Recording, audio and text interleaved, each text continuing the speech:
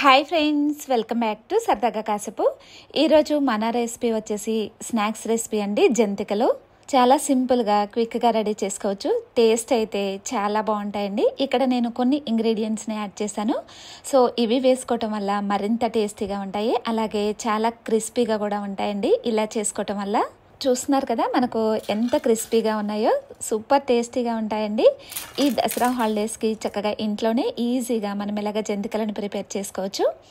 చక్కగా ఇలా చేసుకుని టీ టైం స్నాక్స్గా తీసుకోవచ్చు. అలాగే పిల్లలకు కూడా స్నాక్స్ బాక్స్లో పెట్టేసేయచ్చండి. తప్పకుండా మీరు కూడా ఇలాగ ట్రై చేయండి, అందరికీ కూడా నచ్చుతుంది. ఇక మనం లేట్ చేయకుండా వీడియోలోకి వెళ్ళిపోదాం. ఇక్కడ ముందుగా స్టవ్ ఆన్ చేసుకుని ఒక ప్యాన్ పెట్టేసి ఒక కప్పుతోటి ఒక హాఫ్ కప్పు వరకు కూడా మినపగుండ్లను వేసుకొని మనం ఇలాగ కలుపుకుంటూ లో ఫ్లేమ్లోనే ఉంచేసుకొని మనం వీటిని కాస్త డ్రై రోస్ట్ చేసుకుందాము. ఇవి మనకు ఫ్రై అయినప్పుడు మంచి స్మెల్ వస్తాయండి. సో ఇక అలాంటి టైంలో మనం స్టవ్ ఆపేసుకోవాలి. మనం చేసే ఈ జంతికల్లో ఈ మినపగుండ్లను వేసుకొని చేసుకోవటం వల్ల చాలా టేస్టీగా ఉంటాయండి. ఫ్రై అయిపోయాయి. స్టవ్ ఆపేసుకొని చల్లారిపోయిన తర్వాత మిక్సీ జార్లోకి వేసుకొని ఇలాగ మనం గ్రైండ్ చేసుకోవాలి. మెత్తగా గ్రైండ్ చేసుకోవాలండి. ఇలాగ మనం గ్రైండ్ చేసుకున్న తర్వాత ఇప్పుడు దీంట్లోకి ఒక చిన్న కప్పుతోటి 1 కప్పు వరకు కూడా పుట్నాల పప్పును కూడా యాడ్ చేస్తున్నాను. సో ఇది కూడా వేసుకోవటం వల్ల జంతికలు చాలా టేస్టీగా వస్తాయి. వేసుకొని దీన్ని కూడా మనం మెత్తగా గ్రైండ్ చేసుకోవాలి. గ్రైండ్ చేసుకున్న తర్వాత ఇప్పుడు మనం ఈ పిండిని చల్లించుకుందాము. పిండిని చల్లించేసుకొని ఇప్పుడు దీంట్లోకి ఇక్కడ నేను కాస్త బిగ్ సైజు ఒక 2 కప్స్ వరకు కూడా రైస్ ఫ్లోర్ని యాడ్ చేస్తున్నాను. ఇక్కడ మెజర్మెంట్ వచ్చేసి ఒక 1/2 kg వరకు ఉంటుందండి ఈ బియ్య పిండిని కూడా మనం జల్లించుకుందాము. మనకు పిండి చక్కగా మెత్తగా ఉండాలి, కరుకుగా లేకోకుండా. ఇలాగ మనం పిండిని జల్లించుకున్న తర్వాత ఇప్పుడు ఒకసారి మనం చేతితోటి మొత్తం కూడా బాగా కలిసేలాగా మిక్స్ చేసుకుందాము. ఈ బియ్య పిండిని అలాగే మనం రెడీ చేసి పెట్టుకున్నాం కదా పుట్నాల పప్పు అలాగే మినపప్పును కూడా, సో ఒకసారి మొత్తం కూడా కలిపేసుకున్న తర్వాత ఇప్పుడు ఒక చిన్న రోల్ తీసుకుని ఒక 1 స్పూను జీరాని అలాగే ఒక 1 స్పూన్ వామును కూడా యాడ్ చేశాను. సో ఈ రెండింటిని కూడా వేసుకుని ఒకసారి మనం మొత్తం కూడా దంపుకుందామండి. చక్కగా పొడిని రెడీ చేసుకుందాము. ఇక్కడ రెడీ అయిపోయింది. ఇప్పుడు మనం తీసుకుని ఈ పిండిలోకి వేసుకుందాము. ఇది కూడా వేసుకోవటం వల్ల చాలా టేస్టీగాను అలాగే మనకు డైజెషన్ కూడా అవుతుంది. ఇలాగా ఈ వాము జీరా పొడిని కూడా వేసుకుని మనం మరొకసారి పిండిని మొత్తం కూడా కలిసేలాగా మిక్స్ చేసుకుందాము. ఇప్పుడు దీంట్లోకి రుచికి సరిపడా సాల్ట్ అలాగే రుచికి సరిపడా కారాన్ని కూడా యాడ్ చేసుకుందాము. వీటిని కూడా వేసుకొని అలాగే దీంతో పాటు ఇక్కడ నేను నువ్వులను కూడా యాడ్ చేస్తున్నాను. ఇలాగ నువ్వులు కూడా వేసుకొని మనం మరొకసారి మొత్తాన్ని కూడా కలిసేలాగా మిక్స్ చేసుకుందాము. కలుపుకున్న తర్వాత ఇప్పుడు నేను ఇంకొక స్పూన్ వరకు కూడా నువ్వులను యాడ్ చేసి మరొకసారి కలిసేలాగా మిక్స్ చేసుకుందాము. ఇప్పుడు దీంట్లోకి లైట్గా హీట్ చేసిన ఆయిల్ని యాడ్ చేస్తున్నాను.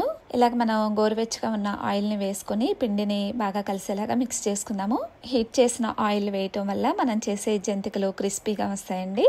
ఉండలుగా ఏమీ లేకుండా బాగా కలిసేలాగా పిండిని మిక్స్ చేసుకుందాము. ఇలాగా కలిపేసుకున్న తర్వాత కాస్త గోరువెచ్చగా ఉన్న వాటర్ను కూడా వేసుకుని పిండి మొత్తాన్ని మంచిగా కలిసేలాగా కలుపుకుందాము. ఒకేసారి వాటర్ వేసుకోకుండా కొంచెం కొంచెంగా వాటర్ వేసుకుంటూ ఈ పిండి మొత్తాన్ని కూడా బాగా కలిసేలాగా మిక్స్ చేసుకుందాము. పిండిని చాలా సాఫ్ట్గా కలుపుకోవాలండి. మరీ గట్టిగా ఉన్నట్లయితే మనం జంతికలను వేసేటప్పుడు మనకు హార్డ్గా అనిపిస్తుంది. అలా కాకుండా పిండిని కాస్త లూజుగానే కలుపుకోవాలి. ఇక్కడ చూస్తున్నారు కదా చాలా సాఫ్ట్గా ఉంది పిండి. ఇలాగ కలిపేసుకొని అలాగే మిగిలిన సగం వరకు పిండిని సైడ్కి పెట్టేసుకొని ఉంచుకుందాము. ఇప్పుడు మనం జంతికల గొట్టం తీసుకుని ఈ పిండిని మరొకసారి మనం చేతితోటి కలిసేలాగా మిక్స్ చేసుకొని సో ఈ జంతికల గొట్టంలోకి పెట్టేసుకుందామండి.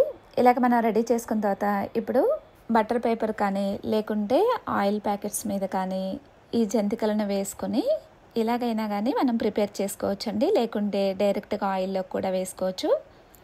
ఇలా చేసుకొని ఈ గరిటె మీదకు వేసుకొని చక్కగా మనం ఆయిల్లోకి వేసుకోవచ్చు. లేకుంటే మనం డైరెక్ట్గా అయినా కానీ ఆయిల్లోకి జంతికల గొట్టంతో వేసుకోవచ్చండి. జంతికలను స్టవ్ ఆన్ చేసుకుని ఒక కళాయిలోకి డీప్ ఫ్రైకి సరిపడా ఆయిల్ పెట్టేసుకుని ఆయిల్ హీట్ వచ్చిన తర్వాత ఇలాగ మనం జంతికల గొట్టంతో వేసుకుందాము. ఫ్లేమ్ని హై ఫ్లేమ్లో పెట్టేసుకొని మనం వీటిని చక్కగా ఫ్రై చేసుకుందామండి.